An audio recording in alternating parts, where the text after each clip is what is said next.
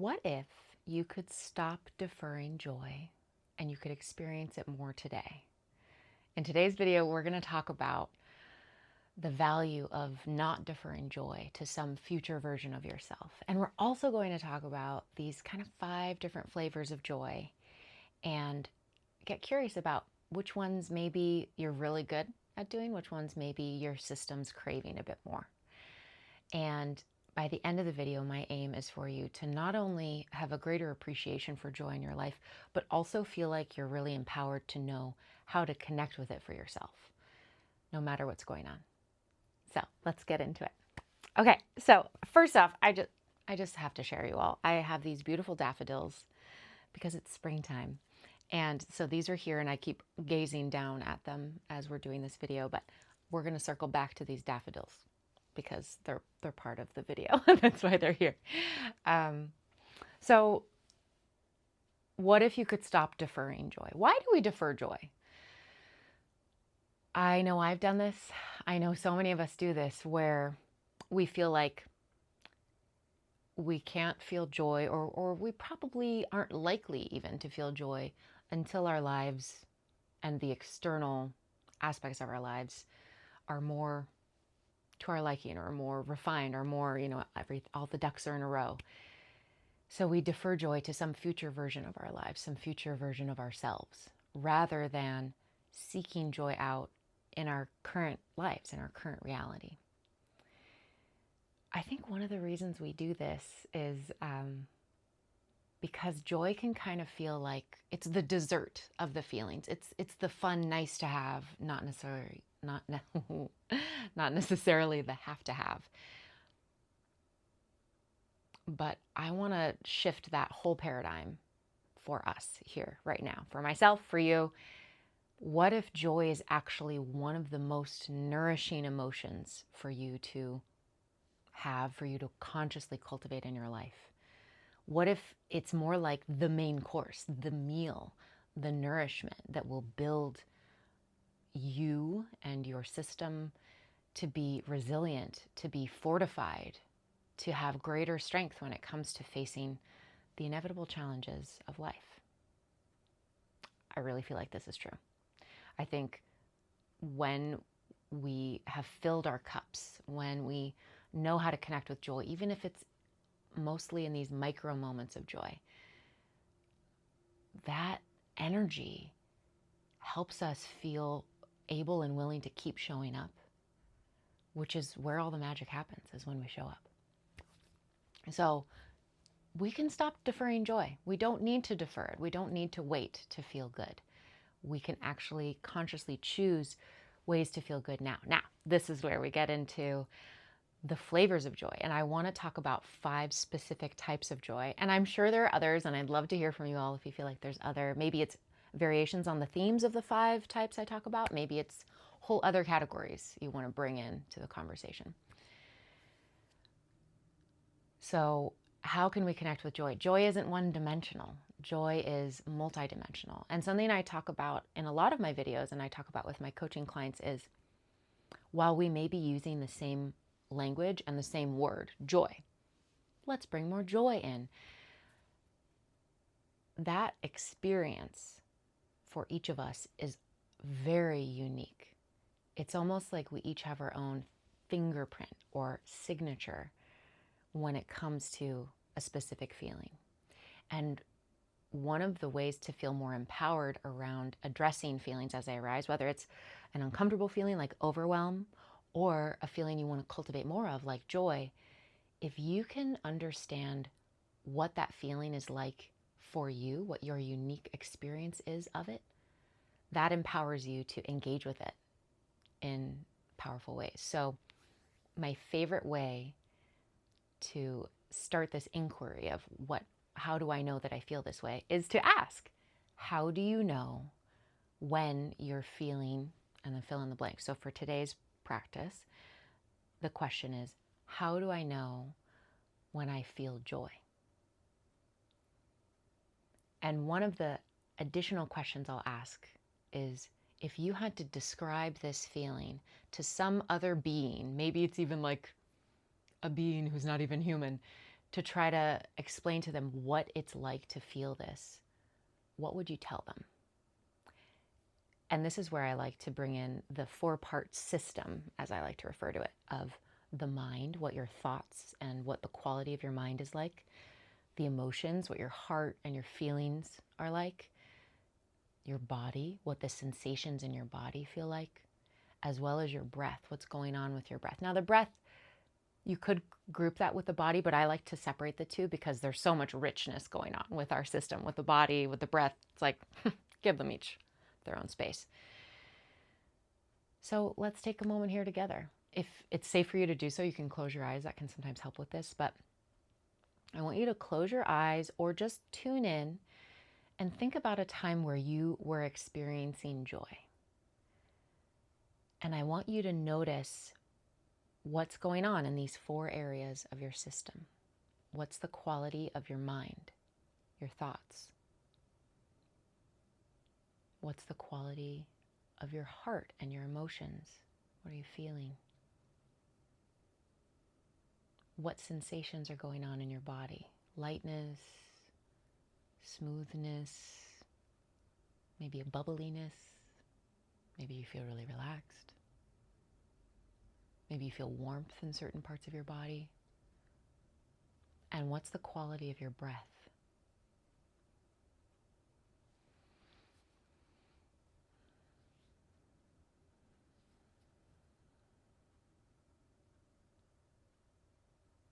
And you may notice that certain aspects of the system, mind, heart, body, breath, stand out more than others.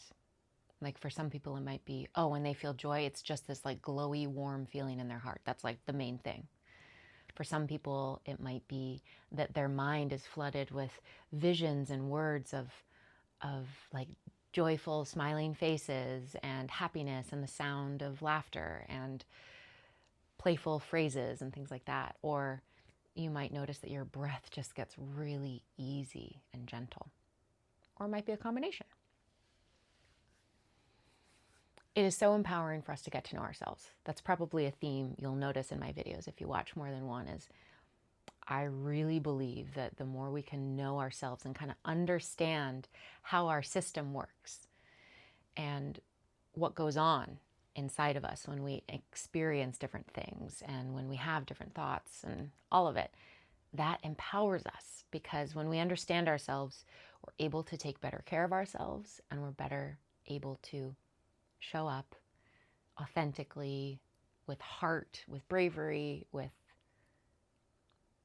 creative vision for what we want to bring into the world, which is like, it just feels like that's where the magic is. So that's what I'm into. Okay, so we've talked about the value of not deferring joy. We've talked about your unique experience of joy. And now I'd like to talk about these 5 different types of joy.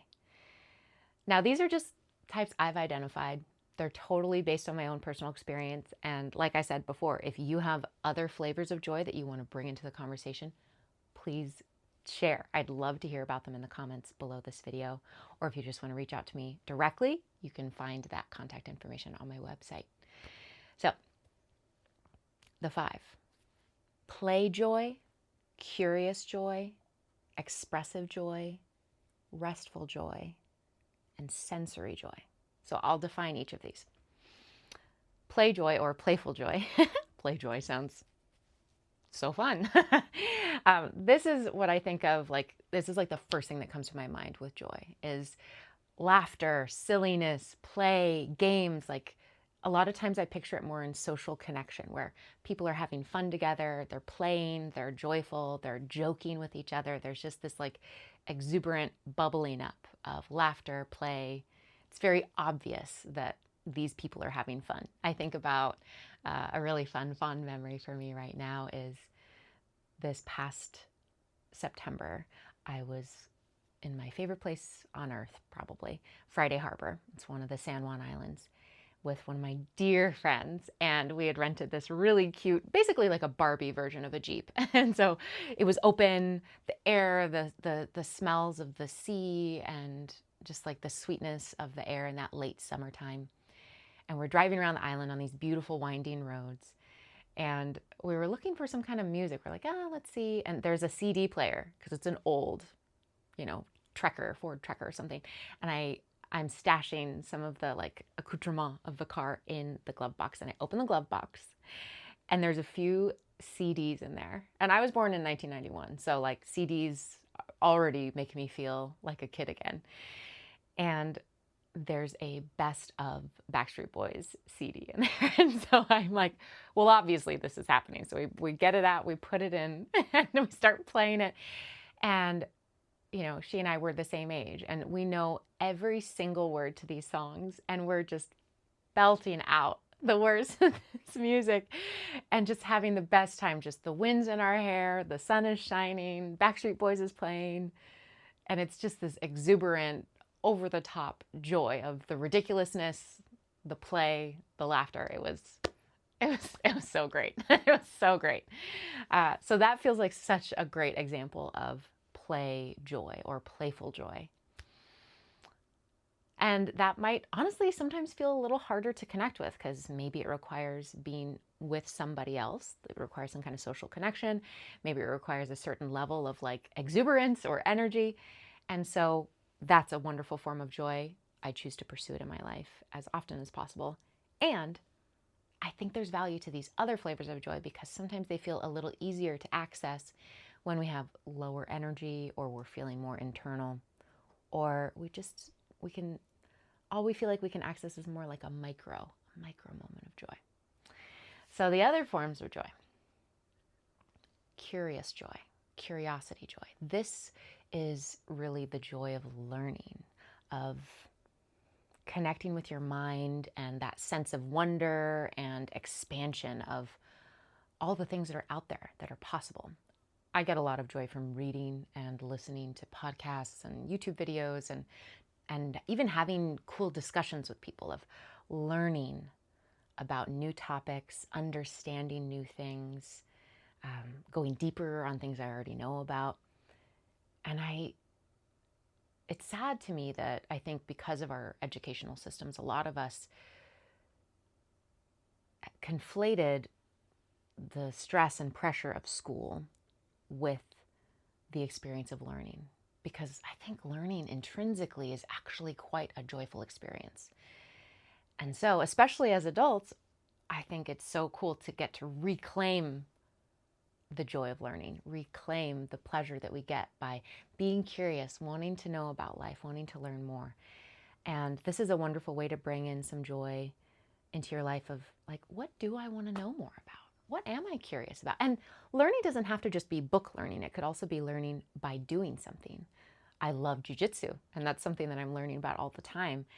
And I get a lot of joy out of that like learning process and kind of chewing on ideas and, oh, well, what if this happens? Oh, and what about that? Oh, and let me try this.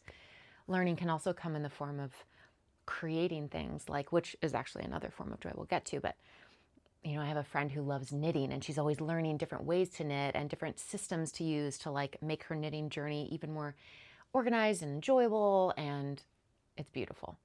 Or the learning experience of cooking, right? Where you're testing out different flavors and all of that. So curious joy oftentimes dips us into the next one, which is creative or expressive joy.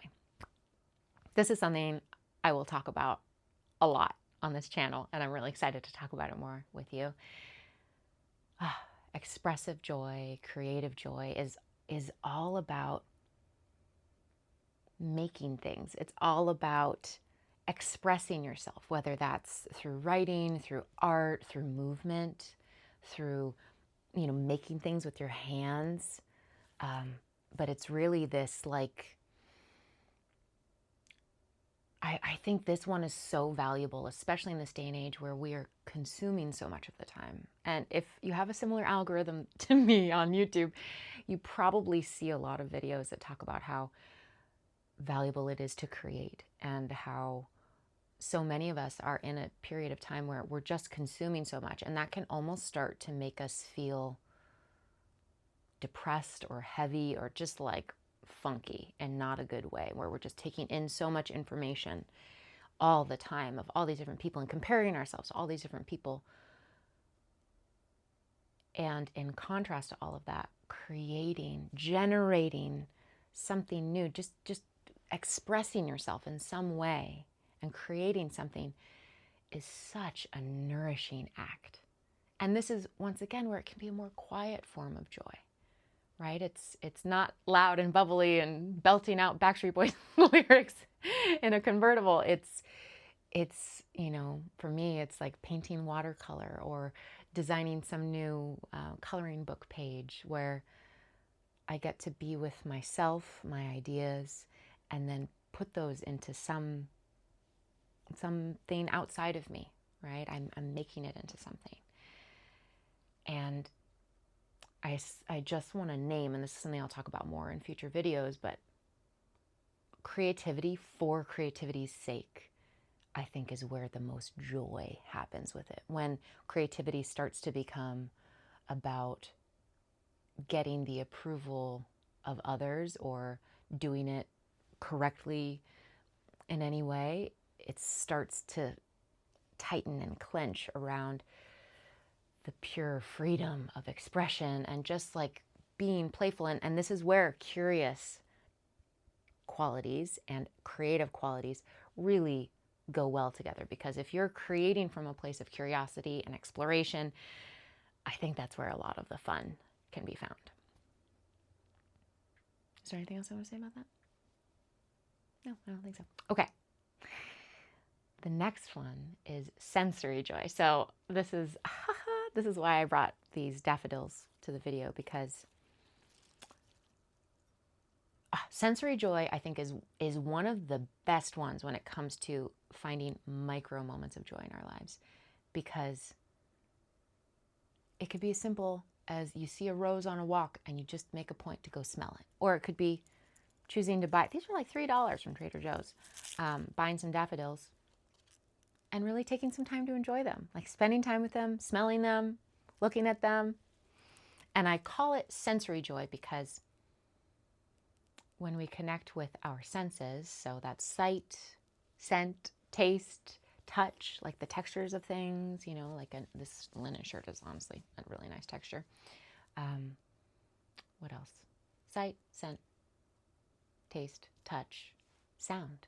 Sound, the sound of, like, the other day I went outside. It was a kind of breezy day. And we have these beautiful eucalyptus trees in the yard. And just the sound of the wind in the eucalyptus trees, I really let myself just listen to it. And it brought this sense of, like, really calm ease and joy to my system. I was like, oh my God, what a beautiful sound. And I even started to think in this sense of wonder about how that sound exists, right? There must be hundreds of thousands of individual eucalyptus leaves on these trees out back.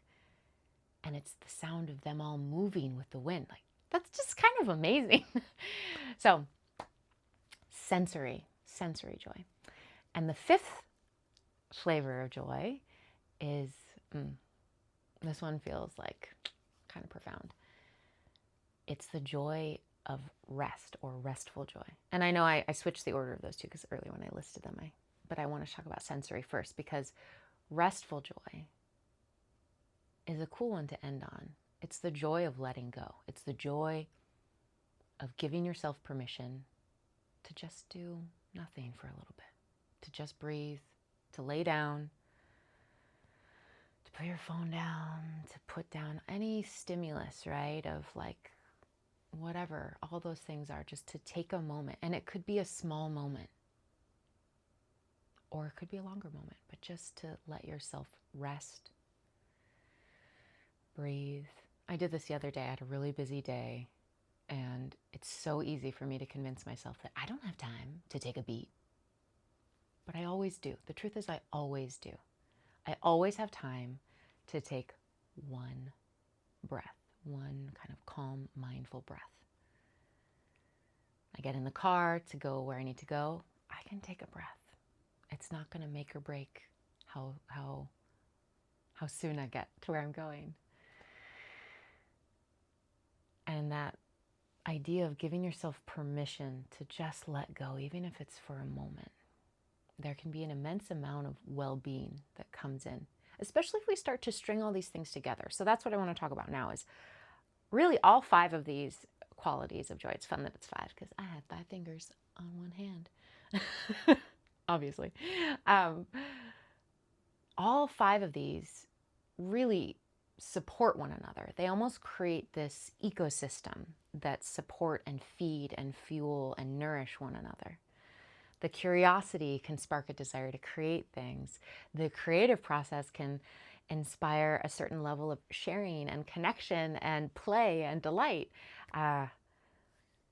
Also, the curiosity, the expressiveness can take us deeper into a certain level of intimacy with our experience, right? Getting curious about how flowers work and how they're structured and how would I draw this if I wanted to draw it can lead us into deeper sensory presence with things. And in that deeper sensory presence, there can be a certain restfulness, a certain letting go. So what I'd love to invite you all to do now is to take a moment to think about these 5 flavors of joy and notice, kind of index your life. Which of these do you feel like are super familiar to you? These are the forms of joy that you pursue and that you have in your life. Maybe you love cooking, so you're like, ooh, sensory joy, I got that. I totally focus on that. Or maybe you have like a really lovely, nourishing meditation practice. You're like, restful joy, that's definitely in my life. And then which might you be missing? Which are a little less familiar and might benefit from a little bit more attention from you? I like the idea of each of us exploring all 5 different types of joy because each type nourishes a different part of us, right? Like there's the part of me that loves that like exuberant, playful joy is kind of a different part than the restful or curious part of me. And if this act of connecting with joy is nourishing, right? That's kind of what we talked about at the beginning. It's not the dessert of feelings, it's the main meal. If that's a nourishing feeling, I might as well get that form of nourishment in different forms, right? It's like you don't just eat one form of protein, you eat different types of protein. You want variety. So these different types of joy can nourish different parts of us in different ways and lead to an overall more well-rounded, nourished experience. The final thing that I'll ask when it comes to these 5 flavors of joy is, are there maybe things you're already doing in your life that connect with these, right? Maybe you do spend time with friends who are silly and fun. Maybe you do have a meditative practice, or maybe you do spend a lot of time learning. Are there ways you could bring in a sense of joy or notice the joy that's happening in those moments? Maybe that's by noticing the impact doing that has on your system. Notice the quality of your mind, your heart, your body, your breath.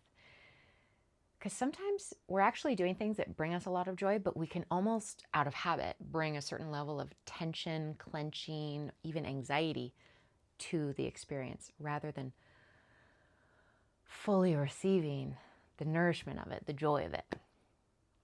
So maybe it's just a little tiny micro shift to everything you're already doing in your life, just to notice where the joy is already there and you just want to open up to it a bit more.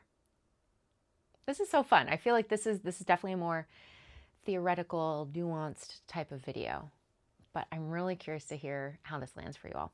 And let's see, I feel like there's 1 or 2 more points I want to make here. Yes, 2 things. 1, there's this practice I really love to do with my clients, and I'm planning to do a workshop on it in the next few weeks here. So when the registration for that is available, I will put it in the description below. But it's this experience of connecting with your future self. And what I notice so often through this meditation guided process of connecting with our future selves is that that future you so often has integrated joy and joyful practices into her life in or their life in such a deep way